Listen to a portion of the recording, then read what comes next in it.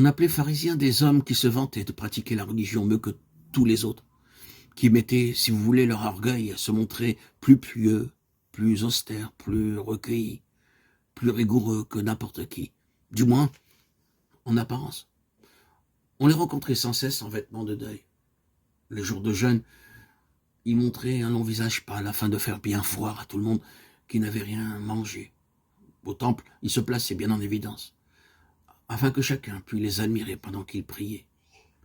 Et s'ils faisaient l'aumône, vous pouvez en être sûr, c'était en pleine rue, quand il y avait foule, pour que leur geste fût bien remarqué. Vous pensez si Jésus aimait cette attitude? Lui qui enseignait toujours à ses amis d'être humbles, discrets, de prier le Seigneur du fond du cœur, mais sans chercher à se faire admirer d'autrui. Avez-vous remarqué que parmi vos camarades, ceux ou celles qui se vantent d'être meilleurs que les autres, plus généreux, plus religieux, sont presque toujours des hypocrites, et que leur belle attitude dissimule beaucoup de vilains défauts? Jésus ne se gênait pas pour le dire aux pharisiens.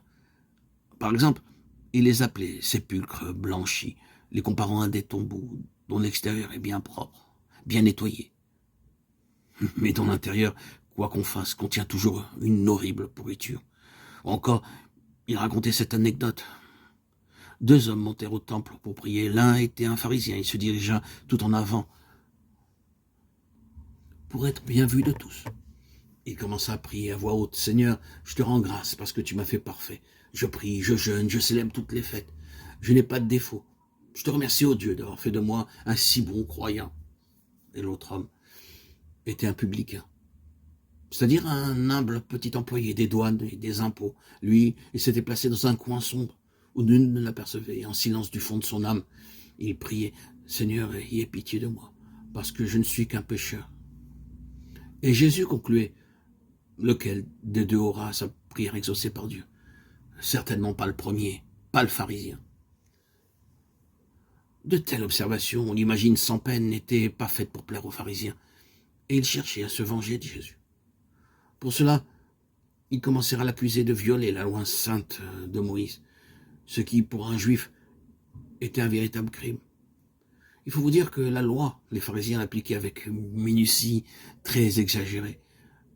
Les grands préceptes d'aimer son prochain, de se montrer généreux et bon, ils n'y prêtaient pas beaucoup d'attention, mais les commandements minutieux, ils exigeaient qu'on les mît en pratique sans défaillance. Par exemple, le repos du sabbat, c'est-à-dire d'un jour par semaine, qu'avait ordonné Moïse.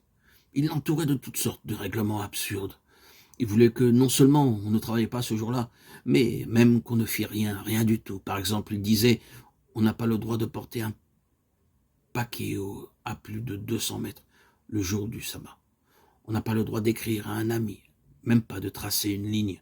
On n'a pas le droit de manger un œuf pondu le jour du sabbat.